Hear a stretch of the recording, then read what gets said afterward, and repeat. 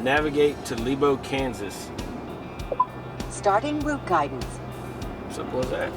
Well, here we go, baby. We're on a little bit of a hot streak now. The hoy spider has been just eating stuff's lunch this year. It took us a while this year to get started, but in the last 5 days, I've killed 2 really nice bucks. We have just put an arrow through a good one. He's dead in the field.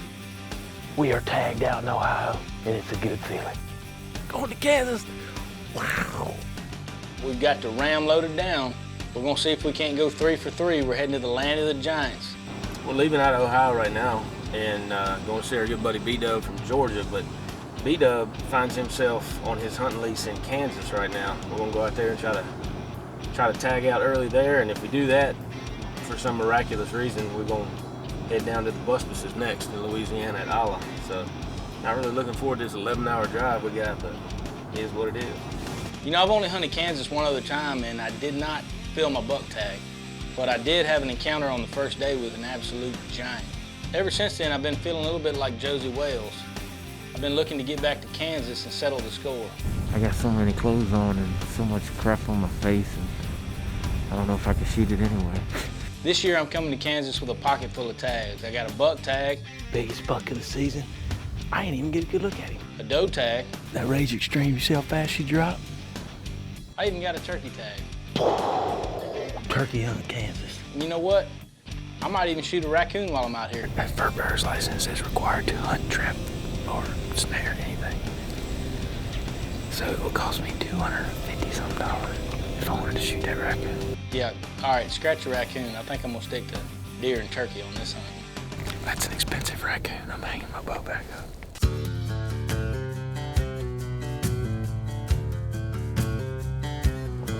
What's up, man? What are you doing, buddy? How you doing, bro? Doing good, man. See you, man. Good to see you. It is cold in these parts. Yes, it is. I'm windy. Now, you guys may remember my friend Brian, AKA B-Dub, the turkey whisperer from the episodes we filmed down in South Georgia. Well, B-Dub happened to run into Rob and Susan from the small town of Arvonia, Kansas. Well, Rob and Susan were looking to start an outfitter business, and B-Dub asked us if we'd come out there and check it out. So we sent some Antler King minerals and some wild game trail cameras out there, and after we got some of the pictures back from B-Dub, to say I was excited is the understatement of the year.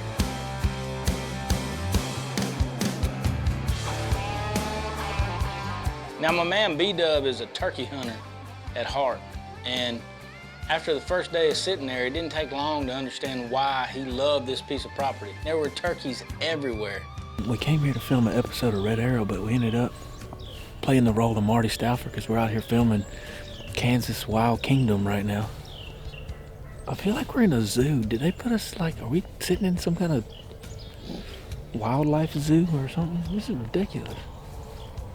It's 9 trillion turkeys. Raccoons are all underneath us. Deer come running by here.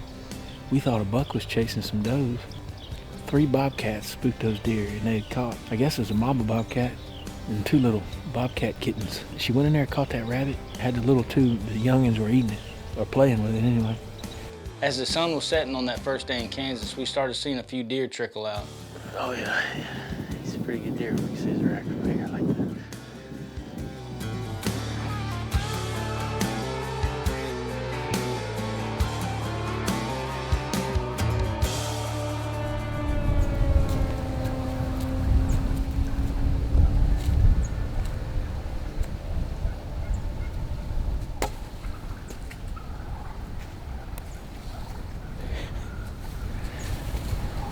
Trying to get my glove around my release now. Tink. There's a big looking deer right across the field. To your left. All the way across to your left. Keep going left. Well, if you've ever heard the term read the script, this deer did exactly that.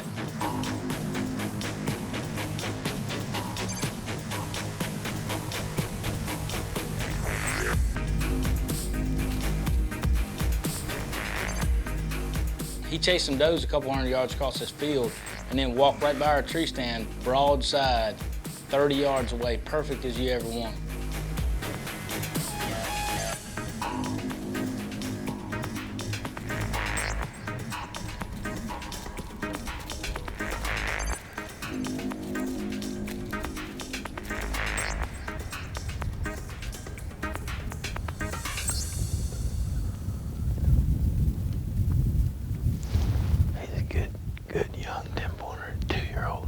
This deer was a good buck, no doubt, but I've also seen the trail camera pictures. This place has had zero hunting pressure on it, and I knew giving him a pass was the right call. Passed on a real nice young 10-pointer. He'll be a stud one day. This was a rocking little hunt, man. Well, the next morning we hit the same stand, and spoiler alert, we saw a turkey.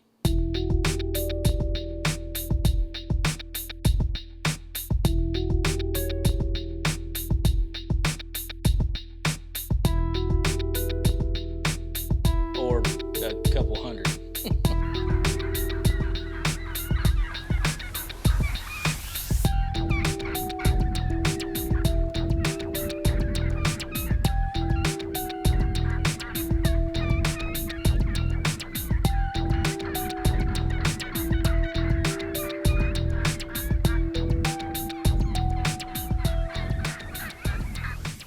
I'll tell you what, you Midwestern boys, you Northern boys can have this mess because it's too cold to be doing almost anything outside unless you are operating a flamethrower. But we're deer hunting in Kansas. It's day 2, -2 or whatever it is, wind chill, I don't know. Every turkey in America is off to my right. I gotta give a big shout out to my Heartland Bowhunter boys. They're hunting in Kansas right now too. Oh, and I got a bone to pick with whatever generic hand warmer company I bought the box of hand warmers from. They don't work, they're horrible. But hopefully some warm deer guts will be acquired today. See y'all later. Sit here and be miserable.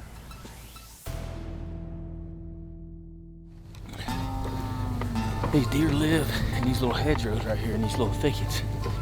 And they hear tractors and diesel trucks and all kind of stuff going in here farming. So we figured the best way to do it is ride in the back of the Ram. And we're just gonna jump out right where the tree stands at. B-Dub's gonna keep driving, so, the deer are not gonna get spooked. They'll just think it's a farmer coming through here. If they see a human presence, like if we just walk in the field and they see us coming, they'll spook. This is gonna work, I think.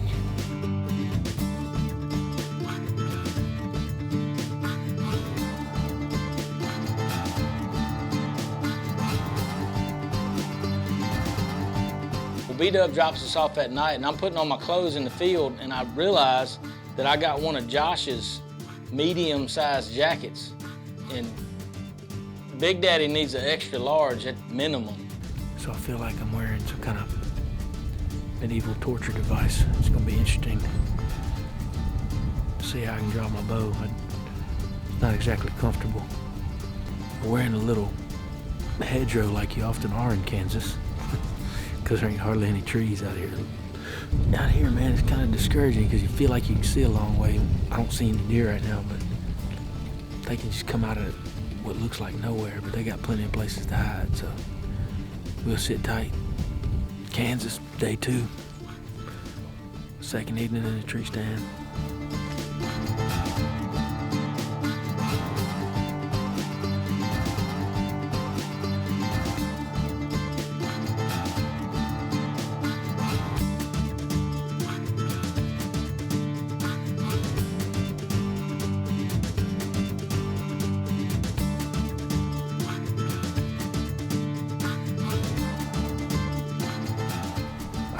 Shoot that deer, just cuz. And I know it might not be great for the management, but what's one little spike gonna hurt?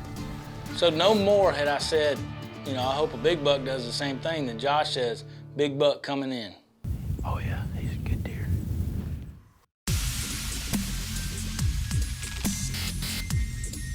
Josh spotted this deer at about 400 yards, and he walks in, and it looks like he's gonna do the same thing that the little buck did and come get him a drink out of this pond.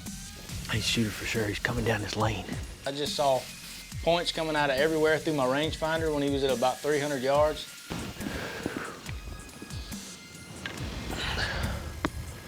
I don't know where he's going to end up. Right now he's headed. He's coming right to this pond, I think. I think he's going to get a drink just like that last one did.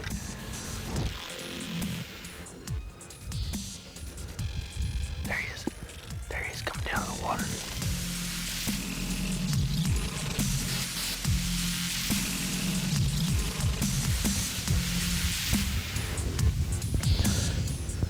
When he started drinking and I saw that mass, whew, he definitely wasn't gonna get out of that pond without getting a beam and arrow flung at him.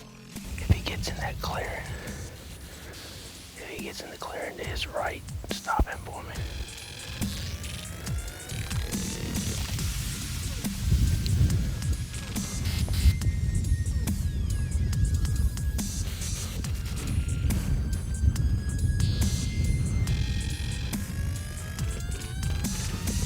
Right, not yet, not yet. Okay, now.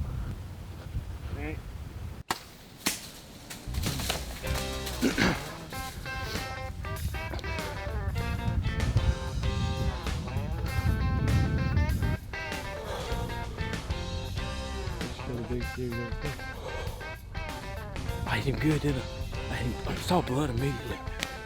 Back of the lungs, liver, smoked him 40 yards. So many clothes on, I can't even draw my bow hardly. Biggest buck of the season. I ain't even get a good look at him. Josh filmed him, so he knows what the bucks look like. I stopped looking once I decide I'm gonna shoot, but that's a good deer. I was as calm and as steady as I could be for being 2 degrees out here. And just because I think sometimes your anchor points when you got too many clothes on push you out a little bit. So I might hit him just a hair back. But he smoked. If you hit him behind the shoulder and underneath the spine with a raised broadhead, smoke city, baby. Man, I couldn't wait to call B-Dub after we stuck this deer. I mean, he was gonna be pumped. This is the first year that Dragon Slayer Guide Service has ever even done a test hunt. We were pumped. B-Dub's coming in the ram right now, baby. I hope those seat heaters are on about full blast. Oh, you better believe it's a thumbs up, son. And he's like this, and he's got all kind of times to come in every which way. Biggest deer I ever killed. I was pretty confident this sucker was double lung just based on what I know about deer anatomy.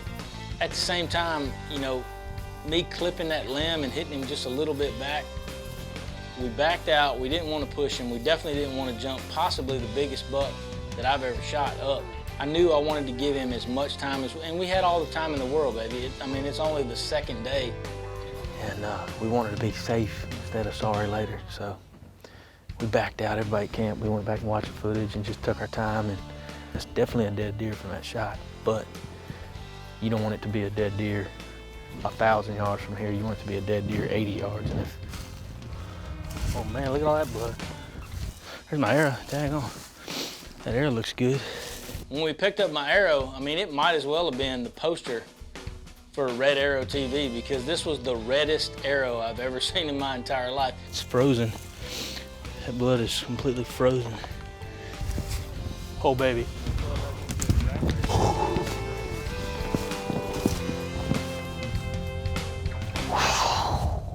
You gotta be kidding me.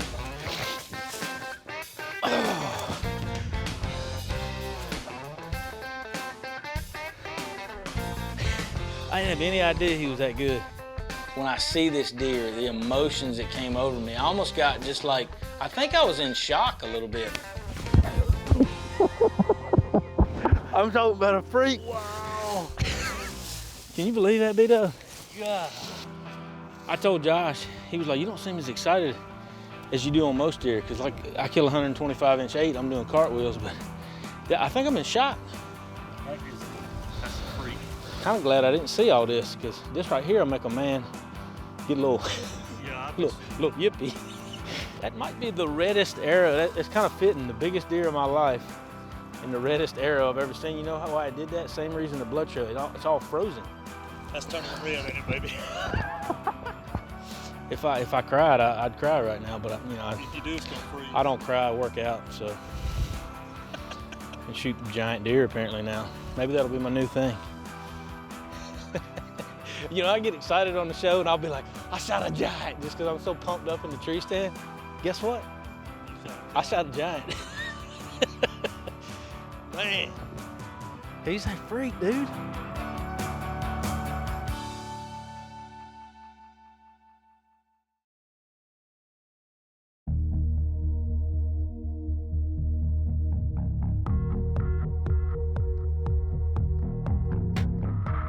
It's been said that idle time is the glove in which the devil slips his hand.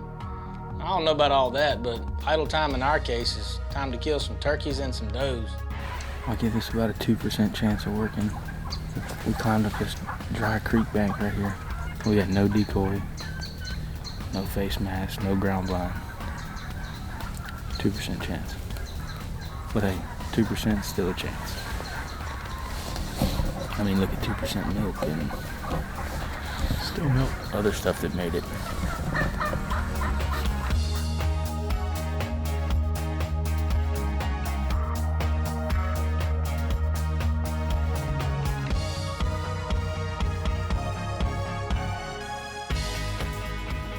Now they're walking to us. That's interesting. They're 60 yards. And closing.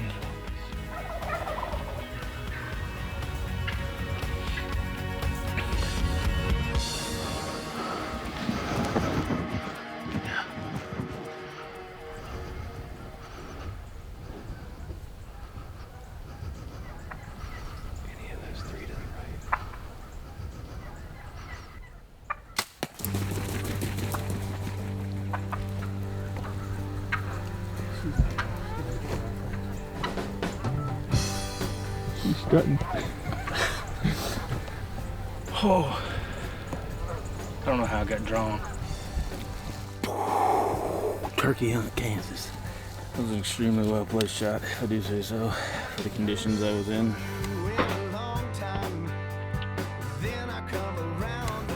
Part of my life, boring. She's still out there strutting. So after my turkey kill, we've only got one tag left to fill. One of my favorite critters to hunt, the elusive white-tailed doe.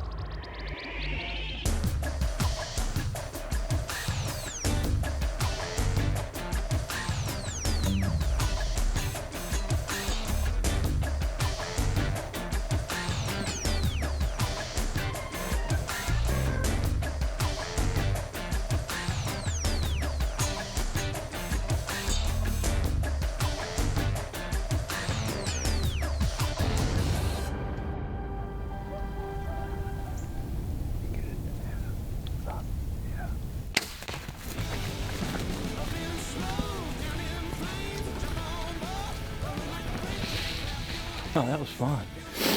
That Rage Extreme, you see how fast she dropped? What? Yeah, that's a big old doe. Great day. Man, what a great week we had in Kansas. We got to thank the Atkinsons and everybody at Dragon Slayer Outfitters. It's been more like deer slayer and turkey slayer this week. But I ain't seen a dragon yet.